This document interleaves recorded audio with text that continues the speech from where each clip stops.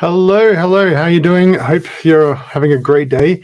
Thanks for joining me today. It's just past 1 o'clock. We're about to start this webinar on OKRs for seed and startups. If you can just drop in the comments here where you're watching from, I'd love to hear who's here, who's watching, and what's going on. So drop it in the comments here where you're watching from. Drop it into LinkedIn or YouTube, wherever you are. I'm presuming, by the way, you can hear me. Tell me if you can. You know what? I haven't checked whether my microphone's working. Is it working? Yes, it is. Good. All right, good. So that's good. Technical challenges happen all the time.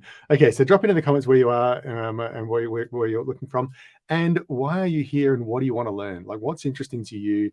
I think we should have about 20 people watching. This never tells me how many people are actually here, but we should have about 20 people watching here. So why are you here? What do you want to learn? We'll make sure we cover that later on in the session. So tell me where you're watching from and why we're here in the comments. We'll be getting started very soon into the presentation. I have a slideshow that I'm just having a minor technical trouble here just to try and just set up. If I can figure out how to do it. There it is. Right, okay, so there's my slideshow. I'll put the slideshow over there, and I shall add the slideshow slides from, present, share screen, there we go. And we're going to share screen, and we're going to share a window, and it's that one there, and I can share that. And there we go, okay, cool. So now we're back to there. Right, so we have everything. We have a comment from somebody, that's great. Hey, Richard, Ritu, how you going? Ritu, nice to see you.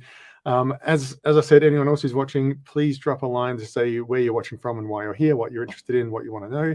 I'd really love to hear it. And I'll get started shortly. So we're talking about seed and Series A startups, and the reason I'm talking about them is because I found that OKRs really work well in the seed and Series A size, right? In that sort of size company. So most of my customers are around that size. And so I'm going to talk a bit about that.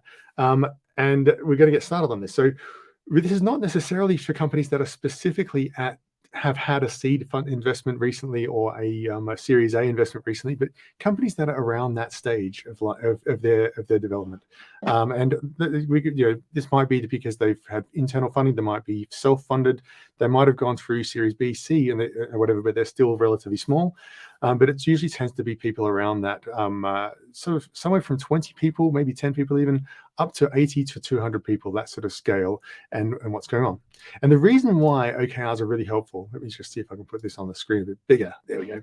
What's going on in this company at this stage is that you're going through a transition. So you have some big transitions happening in the startup, in the business, and you're specifically transitioning from a search process where you're searching for product market fit and to an execution process. Now, it's not sort of like, oh, we just got a seed investment, we're going to go stop searching everything and start executing. It's not a transition quite like that, but usually you've hit some product market fit, you've got some traction in the market, and now you've raised some money, and now you need to start executing. And these two activities are really different, because search is all about uncertainty, and execution is about scaling up the things that you are certain about. Now, there are plenty of other things you're not certain about. There's always more discovery going on, but the fundamental difference is that now you have something that you know works. You have some confidence that it works, and so you're going to try to scale that and to build a business around this, and that's a different activity. Now, the second thing that's going on is that you're going from a small team where usually you all fit in one room, and Amazon has this concept of 2 pizza teams, which means a team you can feed with 2 pizzas. And in America, pizzas are massive. So a 2 pizza team might be 10 people, it might be even 20 people, because the pizzas can be really big. Of course, when you say this in Europe, a 2 pizza team is 2 people because we have small pizzas. But you can basically you have this concept here of like you're going from a small team to a large team, and not only is there more people and they don't fit in the room together anymore, but you have multiple layers of management, and you have different people who are providing direction at different levels of granularity, and you have some specialization going on here. So that's the thing that's actually going on in the organization. And of course, you've taken investment, and this Investment amplifies all of these problems, partially because you've got more resources, right? So you can grow with the people. There's more things going on, more things happening, and so that makes more problems. But also because you have expectations to manage. You have investor expectations. They're looking for money back. They're looking for what's the word? A return on their investments. They're looking for growth. They're looking for these numbers. Sometimes they put pressure on you. And in fact, I work with a couple of VCs, and they actually sometimes tell their clients, their portfolio to companies that you need to use OKRs. They want you to use OKRs. And occasionally I've even come across companies where the VC has said, I want to see your OKRs and I want to manage you with OKRs. And I'm not convinced that's always the best idea, but we'll talk about that in a little minute. But basically, having investment tends to amplify these problems. And so this causes a whole lot of pain. Goodness me, that's a graphical image, isn't it? But the kinds of pains that you experience here, the things you see, the things that that happen, are that the CEO is clear on what's going on. The CEO knows what they want to have happen, but not everyone else is as clear.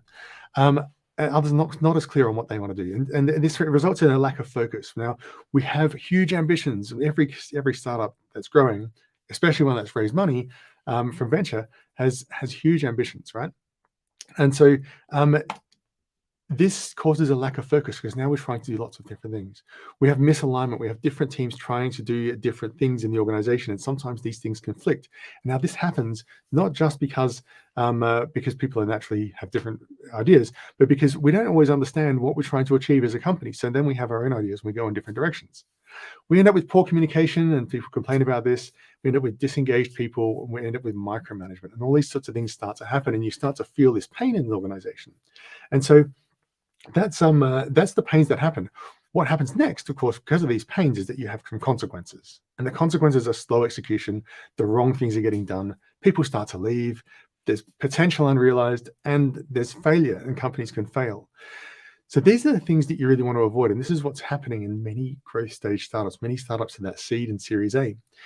In fact, if you look at the statistics, 50% of companies fail at every stage of the funding process. It's actually more in the earlier stages, the pre-seed funding, right? When you don't even have product market fit. But even in this growth stage, where we've discovered product market fit, we have resources, we have money, we have advice, yet still 50% of companies fail at each stage.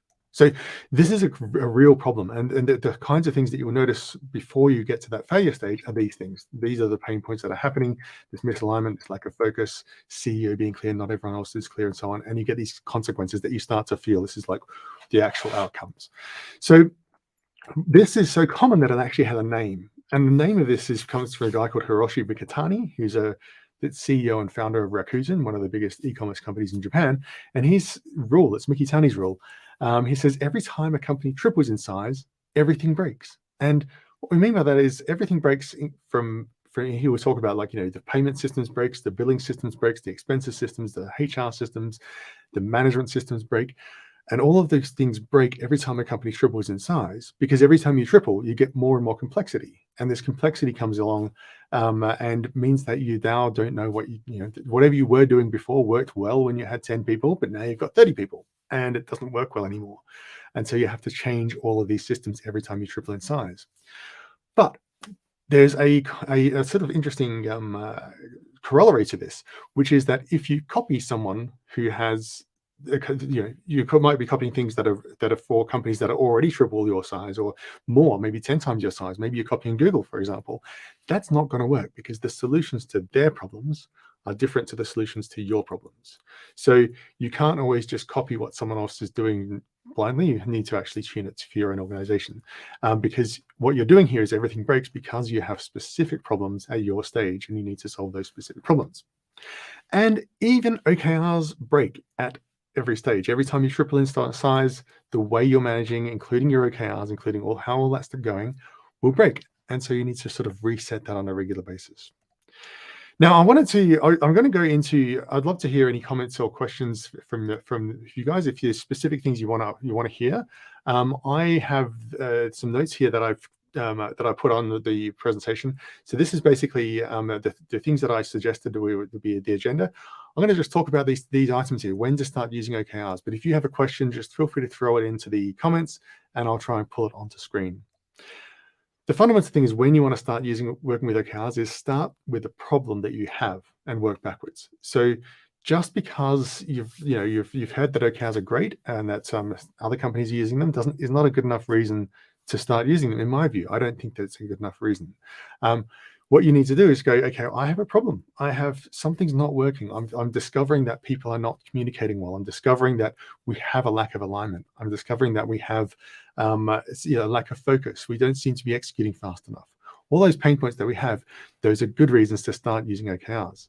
Now, if you're using whatever management system you're using, whether it has a name or not, right? If you're using whatever management system you're using, then you want to sort of like, if it's working and you don't have any pain points, well, don't change it. There's no reason to change something that's working, right?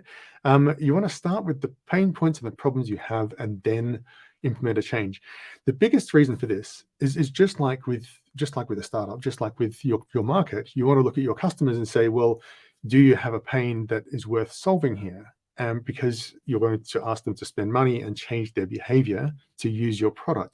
Now, when you're thinking about your management techniques and how you're doing this, you need to have a pain that's big enough to make you want to change and actually make it worthwhile changing, because there's a cost in changing. There's a cost in doing something different. There's some learning. There's a learning curve. There's some effort that goes into this.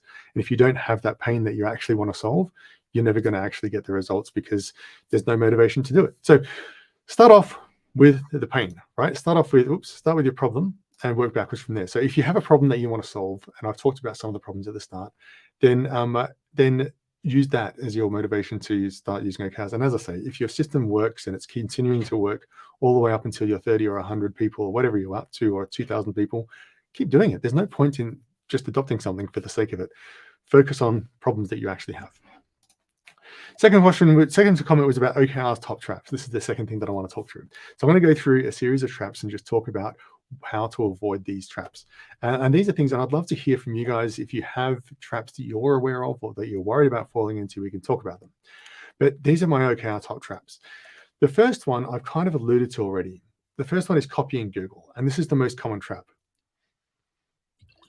because people see Google using OKRs. It's that book. I've got the book up here somewhere, up there, the Measure What Matters book.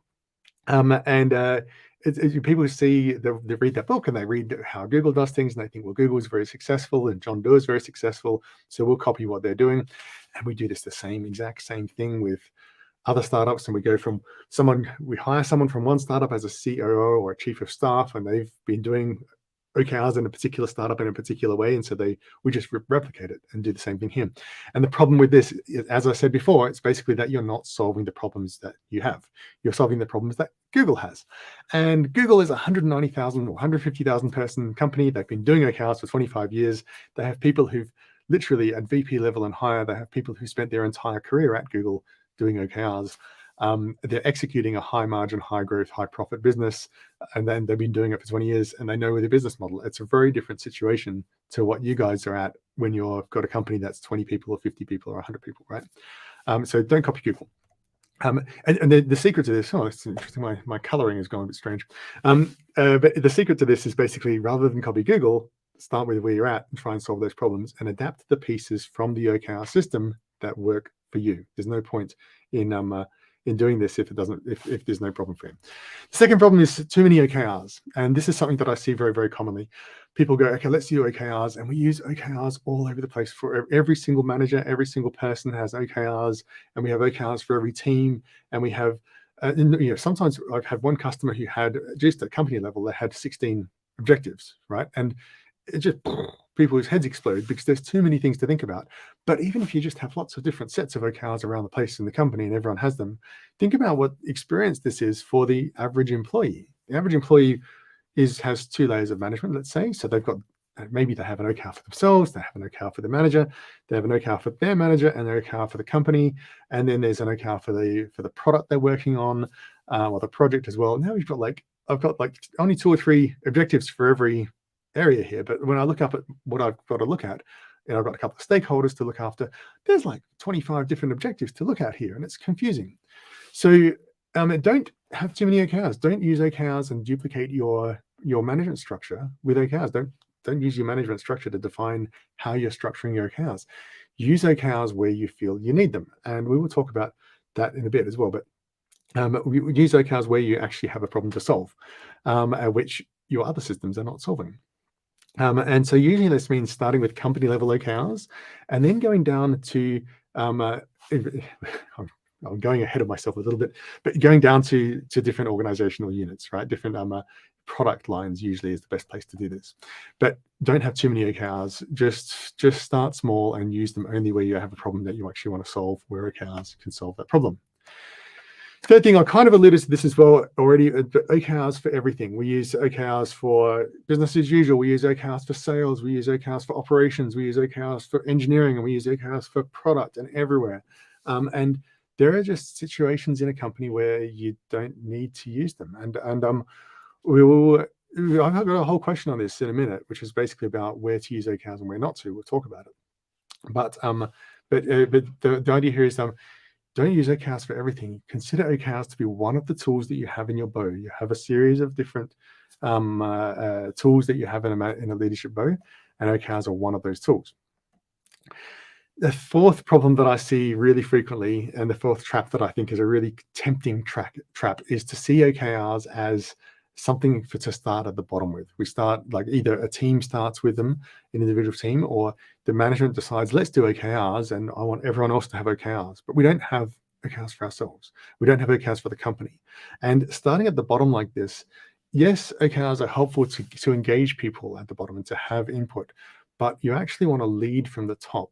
And if you start at the bottom, what happens is you generate these problems of having OKRs for everything and having too many OKRs. You cause those problems, right? Because you end up with, like, every team has some OKRs and they all do this within their own small environment here. And what we're doing is any misalignment that existed is now being encoded into OKRs, and people are now committed to executing the misalignment. And that's not what you want. You want to have people, you want to help solve that problem. And the only way to solve that problem is to start at the top and work downwards. So don't start at the bottom, start at the top. And finally, I'm going to talk about failing to plan. I've seen so many organizations who go, okay, we've set our OKRs, now let's start executing. And we have an execution cycle and execution sort of pattern going on, like a regular meetings. But there's no plan. There's nothing that everyone's figured out, well, how are we going to deliver this? What are we going to do? And so what that means is that every time you go through, and people resist planning because, planning feels like this big heavyweight thing. I've got to write 20 pages and it's very complicated and so on. I don't want to plan because I'm agile, all that sort of stuff. But the thing is that if you're failing to plan, you're planning to fail. But what to do is to have a short plan, have a one-page plan. It's really simple. Have a very simple plan and use that as a basis for the conversation. So don't start with your weekly meeting. You have a weekly meeting and you sort of want to cover OKRs in your weekly meeting.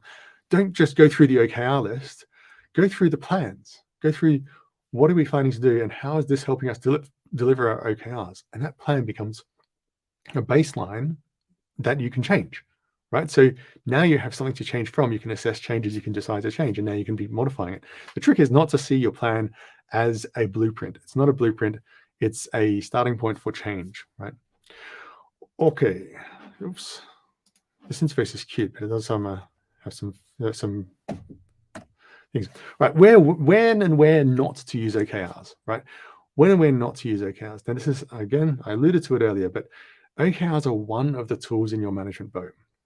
There are also sales incentives, and I'm just going to give you a brief illustration of why this is really important, and I'm going to use sales as the example. Imagine that there's a sales team. And the sales team has a sales incentive program, and the sales incentive is it gets you a bonus for every sale you make, or a commission, or whatever it is, right? And there's accelerators and all sorts of things that are structured on there, as salespeople tend to have. And you've hired a bunch of salespeople and you've set them to go.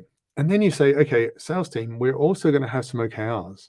And you have an incentive program and you have OKRs. Now, where do you think the sales team is going to spend their time and their energy?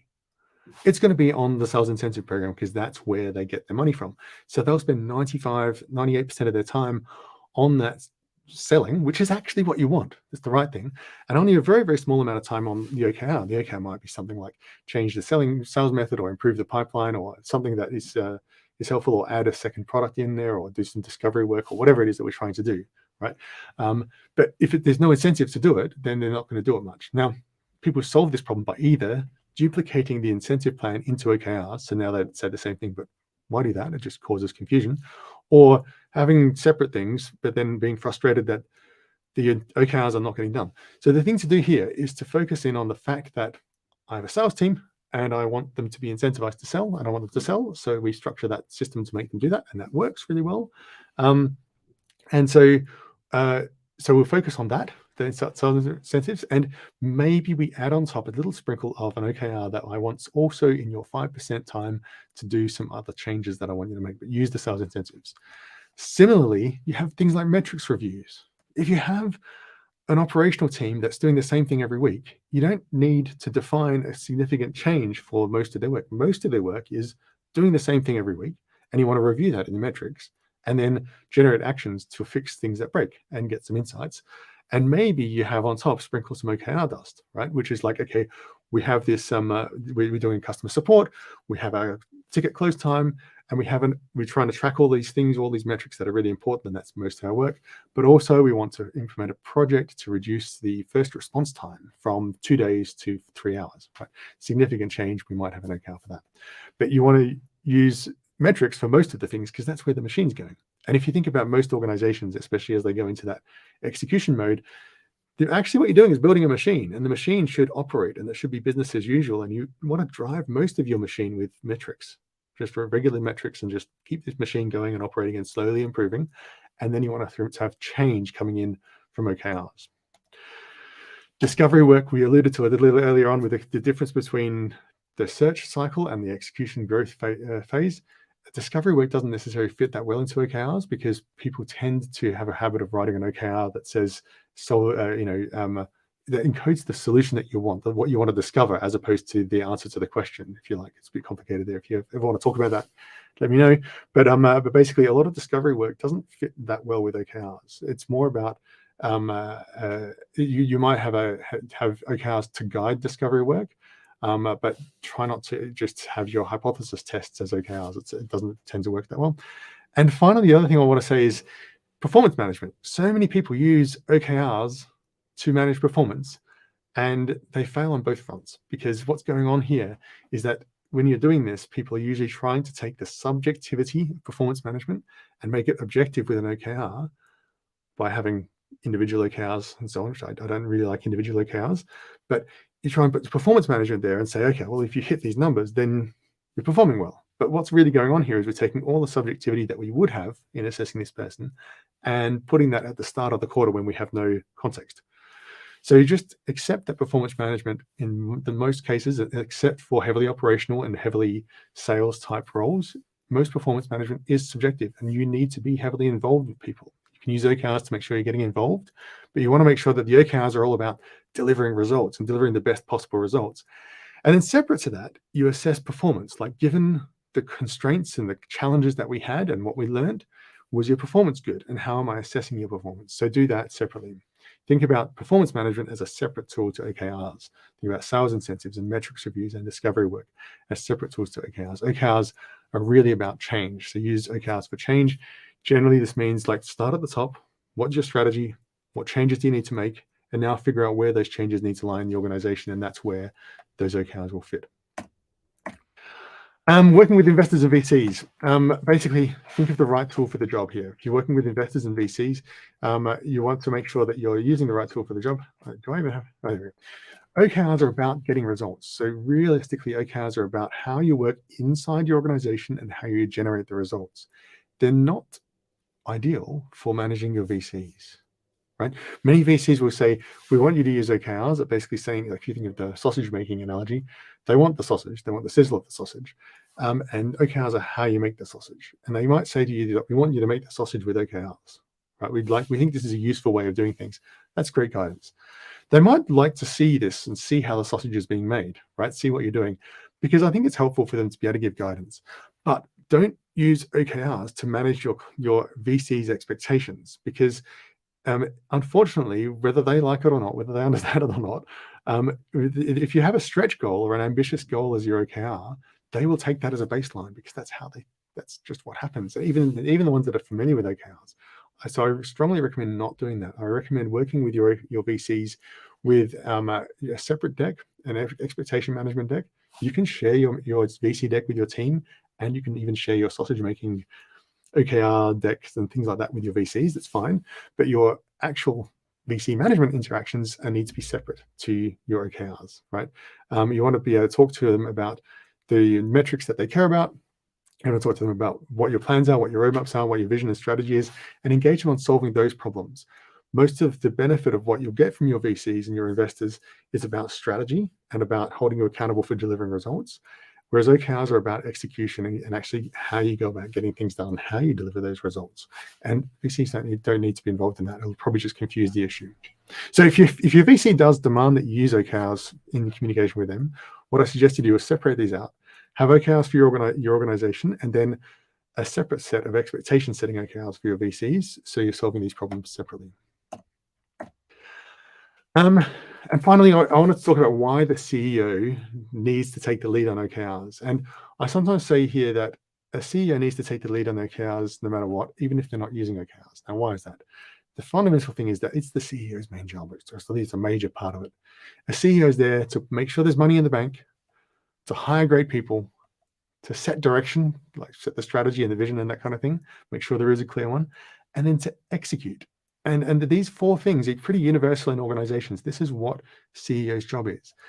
Obviously, executing doesn't mean doing everything, but make sure the execution is happening. You have to make sure it is happening. And so, therefore, okay, and by the way, this execution, the hint is in the name, Chief Executive Officer, right? You're executing. That's one of the things you're trying to do as a CEO. And OKR stands for objectives and key results, right? So this is about how I'm delivering the objectives that we've set. That's our strategy, and what key results we have, and how we're going about getting this execution right. So this is basically, as a CEO, you need to be involved in the translation of your strategy into the objectives that matter for this quarter, the key results you want your teams to get to deliver, and the method. Make sure you're heavily involved in the method that you're getting that done, right? Otherwise, you're not doing the right job here. Now, that's the end of that presentation. What I do have is I work with OKRs in 5 components. We'll be taking questions shortly. So there's a question coming up there. The way I think of OKRs is there's 5 components. The 5 components are objectives, key results, the planning habit, really important, the execution cadence, how you go about getting things done on a week-by-week basis, and the OKR cycle, that quarterly cycle of setting strategy. So those are the 5 components that I work with. I'd love to talk about any of those things. What I'm going to do right now is pull this away from the screen here and stop this presentation.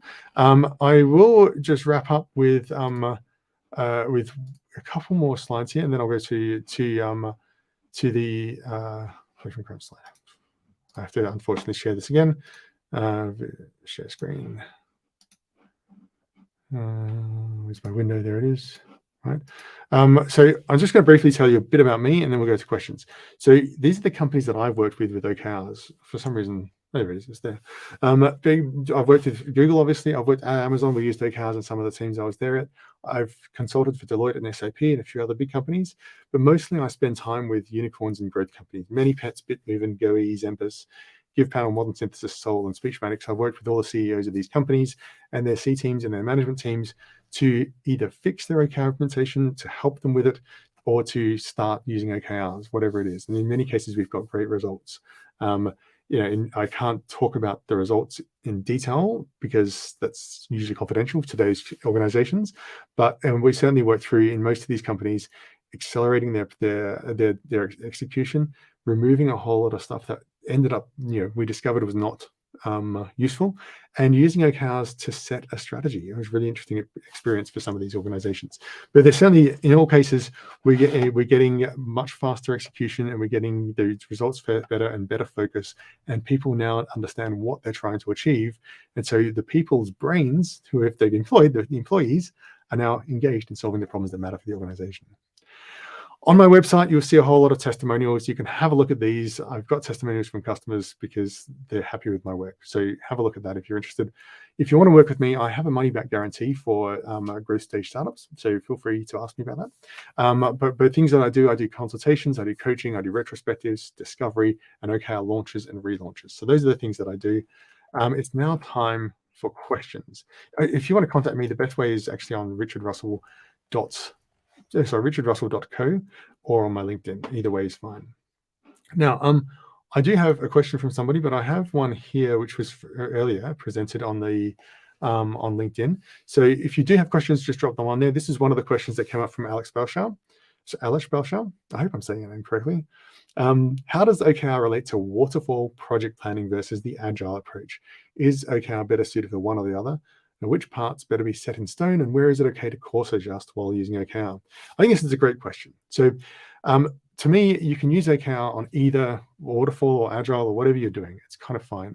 I'm not a big fan of waterfall. In fact, I'm not convinced that many people actually really use waterfall as it's defined. I think it was set up as a straw man. But the thing to think about with OKRs is that what you're doing is you're trying to set on a quarterly basis, on a periodical basis, here are the goal, the objectives, the things we're trying to achieve, and the key results, the actual definition of success. And that really means specifically how to, the key results are like setting the problems that we're working on. And you don't want to change that too frequently. So you want to fix your OKRs as much as you can. Now, if you learn something, my old boss, Nikos Krivosidis, used to say, don't do anything stupid. So whenever you have OKRs, don't just do what the OKR says. If it turns out that the OKR is wrong, well, you need to change the OKR. And there's a cost to doing so, and you should try and resist it. But sometimes that's the best thing to do. So the OKR should generally remain fixed, just like the vision and strategy. Generally, they evolve over time, but they're not changing week by week. If they're changing week by week, you have a problem. And so when you're saying the things that course adjust, the things that I suggest you adjust are the plans. And if you have some form of waterfall approach, fine. I think it's very inefficient, but you could use that. But you still want to be adjusting your plans as you go. And this is actually just good project management, right? You don't have a plan and then execute to it and then say, well, we're off plan. Right, you're off plan and you need to change your plan. So then you change your plan because you're off plan, right? Or you've learned something new, so you're changing your plan. And so that's the thing to do. Is that the plan is change the plan on a regular basis, use the objective and the key results to focus on the North Star of what you want to achieve. Specifically with that, by the way, specifically with that, like that, you want to make sure that, like the example that I want to give here basically is, you've been in those situations where someone's having a debate about, you've got a team and they're having a debate about what they want to do, how we should solve a problem. And someone says in this debate, you're getting bogged down, and someone says, hang on a minute, what are we really trying to achieve here? And if someone then says, well, here's our OKRs, now we can have a look at the OKRs and we can see what we're trying to achieve here. And we can answer that question, and that then breaks the deadlock. So OKRs are really useful in that situation when you're having the plan. It reminds me, what are you really trying to achieve? And what should this plan be doing? How do I assess this plan if I don't know what I'm trying to achieve? So that's the way I think about this. I've got two more questions here, and feel free to drop the questions, as I say, into the comments on LinkedIn or YouTube. Lena Vaja, at what point does the OKR consultant or HR leave it to the CEO to drive OKR execution? Excellent question. So the things that a CEO has to be involved in really here, there are two things. One is making sure, in relation to OKRs, one is making sure that the OKRs, the objectives and the key results that are set are at the company level, at least, just at the company level.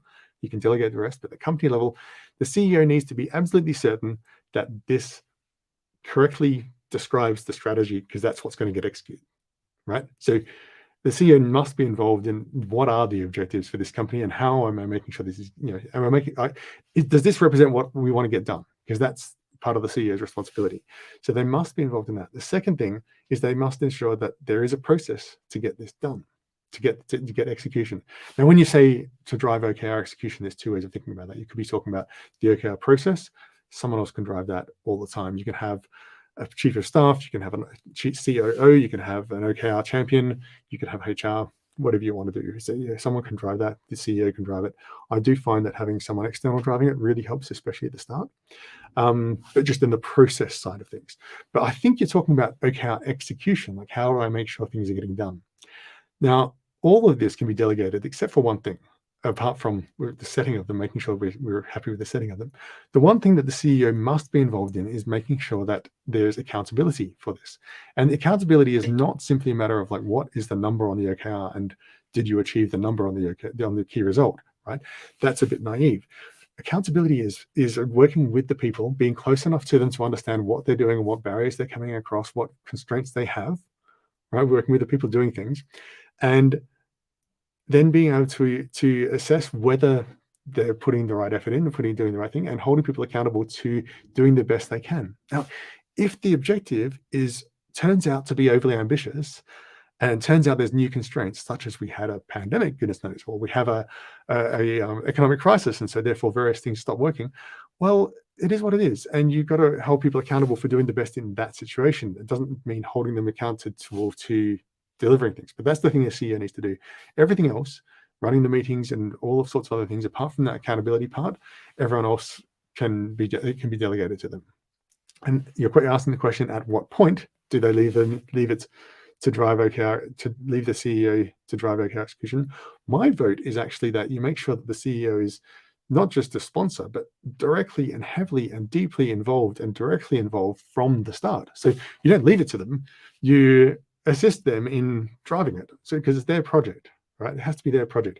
My view when I work with customers is that if the CEO is not demanding OKRs, like they don't see a problem that they really want to solve, I'm not convinced it's going to be successful in that organization, because the CEO is not bought into it, not enough. Like if they think this is something really good for other people to do, like HR, I'll give it to HR and you run with OKRs and I'll do important work.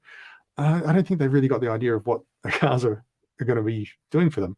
And so this is where I think that they need to start with. You need to start with the CEO. Hope that answers your question, Lena. Another one from Alice Belshar again. Generally, OKRs are an overlaying framework, so it fits over any framework. Happy to connect and just discuss further. Yes, this is true. I think that my view of OKRs, by the way, is that OKRs will fit into any way you're doing things. That's basically a series of principles, and all the five things that I talked about before, the 5 principles, the 5 sort of components of the OKR system, are basically just good management, good leadership. That this is what you try to do in an organization. So I'll just put this back on screen because I think it's relevant here. In any organization, it doesn't matter what you're doing, you need to be driving these things. You need to be setting objectives. What are we trying to achieve? You need to be defining exactly what success looks like how we know if we're successful in achieving those things. You need to drive some form of planning habit so that we're actually planning on a regular basis and we're adjusting our plans on a regular basis based on reality. You need to execute those plans and execute things, make sure things are happening and the right people are engaged in having those conversations. And you need to drive a regular cycle of reassessing what are we doing. Now, it doesn't matter whether you call this OKRs or not. That's irrelevant. However you're doing this, it fits into whichever management system you're using. You're still going to do these things. They're still really important. So yeah, that's my take on that. I hope that helps thinking of that. We're up to 40 minutes here. I think it's probably time to wrap up pretty much.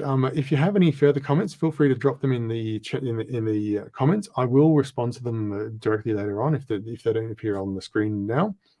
In the meantime, I will just go back to this here, and I'm just going to remind you of this again. How you want to work with me, feel free to contact me, richard@richardrussell.co. You can go to richardrussell.co, the website. I do consultation, basically like whatever problem you're having with the way things are being managed. I don't push OKRs on it. You've seen how I work. It's all about what's the problem, what's the right solution for that problem. I do find OKRs are often a good solution, or we can structure a solution around the framework of OKRs, which is useful. It doesn't always have to happen. I do coaching. I coach individuals and I coach teams. I coach executives. I do a retrospective. If you have OKRs, you've been operating them with them for a month, I always recommend to my clients to we have a retrospective after we've done our first quarter. But if you're already using OKRs, a retrospective is a great way to get started, and you think it's not quite working right. The retrospective is a great way to get started on what do we need to change here. Is there something we need to change? Discovery is basically, you've got your management system working. Discovery is like spend some time to figure out, well, how do we want to adapt OKRs to your organization, and what will actually work to solve the problems that you actually have. So that's a really helpful thing for most organizations. It's usually the way I get started. And what I do with that is I deliver some recommendations and some ways of thinking about OKRs, or ways of changing management that you can run with yourself, or you can work with me to implement. And finally, I talk about an OKR launch or relaunch. And this is basically when you'd like to adopt OKRs, but you want to actually start using these properly. And I will help you go through the whole process. Whoops, I'll help you go through the whole process of starting with discovery, starting with a retrospective. What do we have? What are the recommendations? Training on how to use OKRs, setting OKRs, and then working through a quarter of execution, where we make sure that the execution habit and the planning, so the planning habit and the execution cadence are embedded in the organization, and then we kick you off for the OKR cycle. So I can do all that sort of stuff. As I say, there is a fully money back guarantee for any seed or Series A startups interested. Please contact me on LinkedIn or richardrussell.co if you're interested. All right. In the meantime, thanks for coming. I hope you really enjoyed this. We had about 27 people sign up, so I think we probably had quite a few of them on board, even though they didn't comment a lot. If you want to watch the replay or send the replay around, it will be up on YouTube and LinkedIn. Feel free to do so. Otherwise, have a great week and scale well. I hope to see you around. Take care. Bye-bye.